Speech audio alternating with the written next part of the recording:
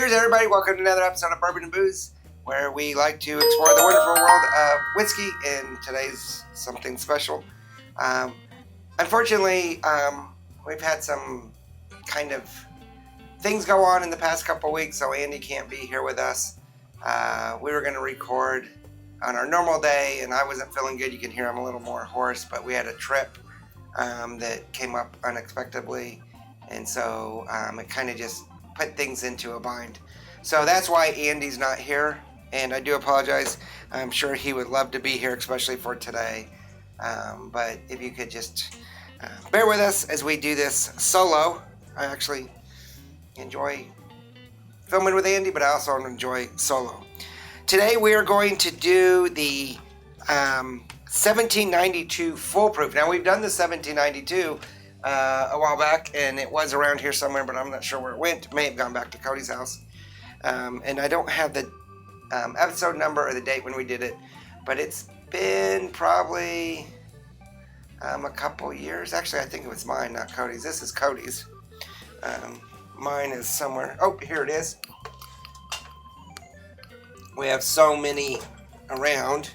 We did this on April 11th of 19, so almost 2 years ago, because today is the 13th. So, wow, pretty cool. This is the 1792 small batch, and it's episode 105 if you want to watch it. We're doing the foolproof, and we had problems finding the foolproof because it was whiskey of the year for 2019, I believe.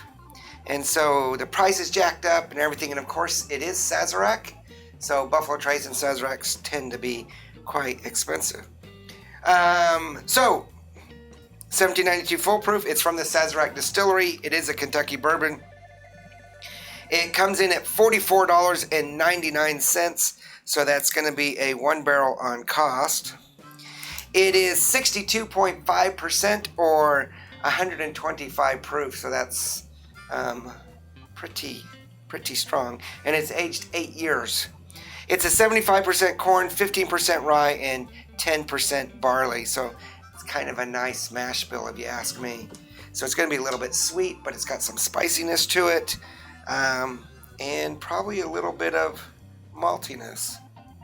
Now, I do have this hoarseness from some really wicked allergies. So I'm sure this is going to just absolutely destroy my throat. Smells like a really good bourbon. A little bit of honey and spearmint that I normally get with bourbon. Vanilla. Some dark cherry. And at 60 or 125 proof, not a lot of alcohol to it. This is really quite good. And there is a little sting there. A little bit of tobacco as well. Almost a chewing tobacco, and it kind of mixes with that spearmint.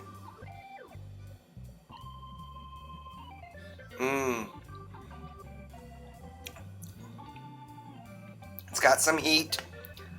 Definitely got some heat. A richness of kind of that tobacco leathery richness, a dark cherry. It's got a little bit of afterburn, a little lingering there, but, you know, I do have a sore throat.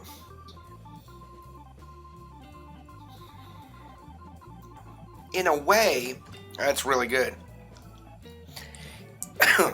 In a way, it almost, not quite, but almost reminds me of, I'd like to do a comparison, of the Brimstone from Balcones.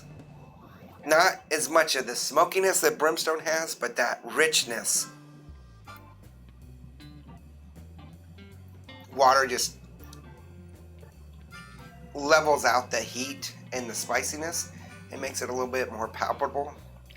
I can truly understand why this is can truly understand why this is the whiskey of the year for, I believe, 2019. So for aroma, I'm going to give it a 3 point. Now I'm going to give it a 4. It's got that great bourbon-esque aroma. Flavor, I'm going to give it a 3.5. It is very rich, and it's got that kind of underlying tones of dark fruit and almost a dried, it's getting my throat, dried apricot. It's good, but it's also very, I don't know, there's nothing really popping out for me other than it's reminds me of Brimstone. For bite, I'm going to give it a 3. It's got some heat to it. It's got a 1 barrel rating for cost. Otherwise, this is going to be 11.5, which is basically a 3 barrel. And this is not a 3 barrel. I'm going to boost this up to, now if Andy was here, we'd probably be debating this. Whether it's a full 1 barrel boost or a half barrel boost. I'm going to go ahead and boost it up by a half barrel. The original small batch was a 3. So we're going to have to pick up one of their other, I think they have 1 or 2 different other ones.